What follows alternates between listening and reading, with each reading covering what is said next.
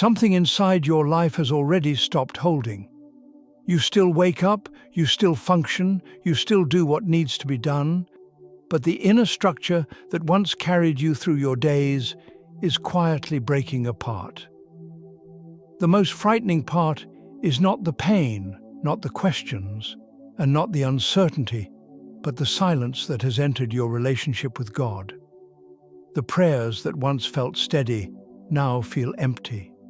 The direction that once seemed clear no longer appears. You still believe, but the feeling of being guided has weakened, and that quiet absence is what unsettles you. This is the season when many people quietly panic. They assume they have done something wrong. They begin searching for emotional proof that they are still aligned, still chosen, still on the right path. They increase their spiritual activity, their self-improvement routines, their internal pressure to fix whatever is broken. But nothing returns the old sense of clarity. The silence remains, and the harder they chase answers, the more unstable they feel. What they do not realize is that this silence is not the result of spiritual decline. It is the consequence of spiritual restructuring. There is a moment in every deep transformation when God removes the scaffolding of your previous life. The emotional feedback that used to stabilize you, the identity that once gave you certainty, the sense of being led step by step are quietly withdrawn. Not as punishment and not as abandonment, but because the next stage of your life cannot be built on the same internal foundation. The old structure would collapse under the weight of what is coming. The silence appears precisely because your old inner architecture has reached its limit. This is why the silence feels threatening. Your nervous system interprets the absence of feedback as danger. Your mind searches desperately for direction. Your identity begins to loosen, and that loosening produces fear. You are not afraid because something bad is happening.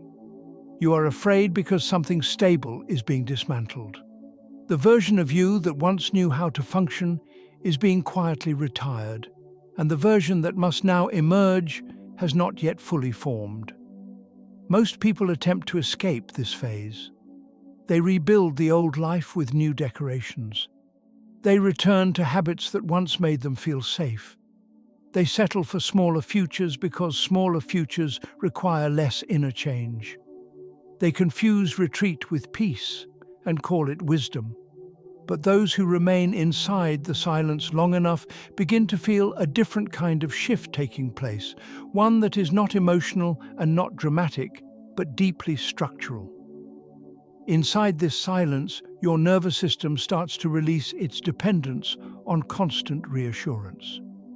Your mind slowly loosens its grip on control. Your identity detaches from roles and labels that once defined your worth. You are no longer being held together by answers, by clarity, or by emotional certainty. You are being held together by formation. Something more stable is being built underneath the fear. This is where many people misunderstand faith. They assume that closeness to God should always feel warm, clear, and affirming.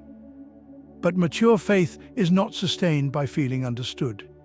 It is sustained by learning how to stand when understanding disappears. The silence is not designed to comfort you. It is designed to make you capable of carrying a larger life. If you are in this place right now, you are not being punished, tested, or corrected. You are being prepared.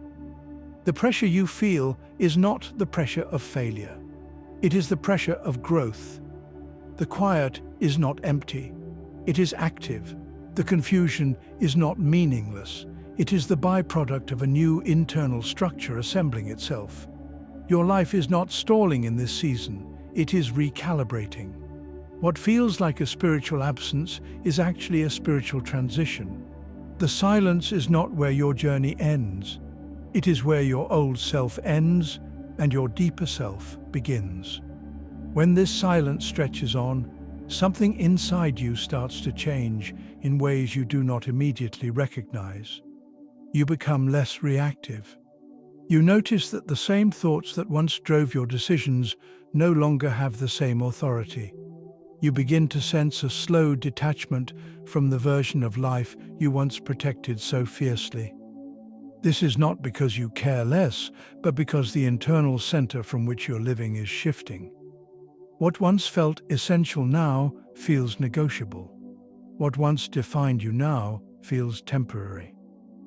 That transition is deeply unsettling because it removes the familiar boundaries of your identity before the new ones have fully formed.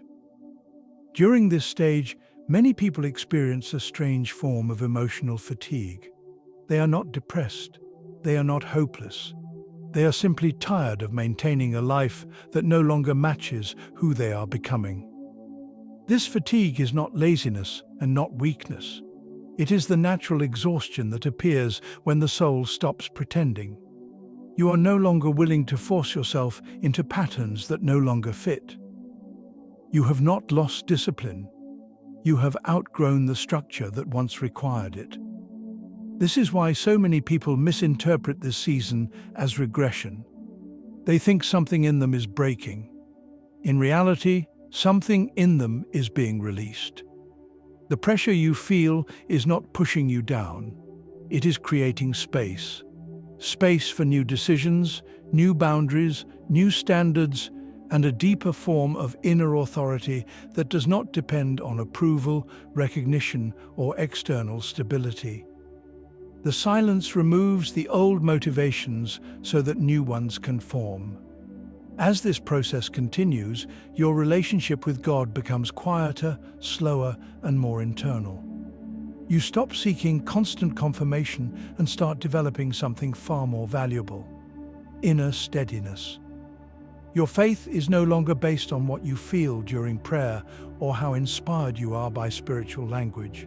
It becomes anchored in how you move through uncertainty, how you remain upright when answers do not arrive, and how you choose integrity when no one is watching.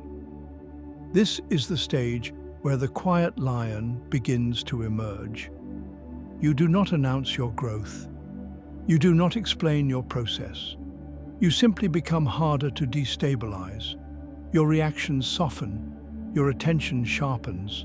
Your sense of self stops swinging with circumstances. You begin carrying yourself differently, not because life has become easier, but because your internal structure has become stronger. Many people around you will not understand this shift. They may think you are distant. They may sense that something in you has changed, but cannot name it. That is because your transformation is no longer visible on the surface.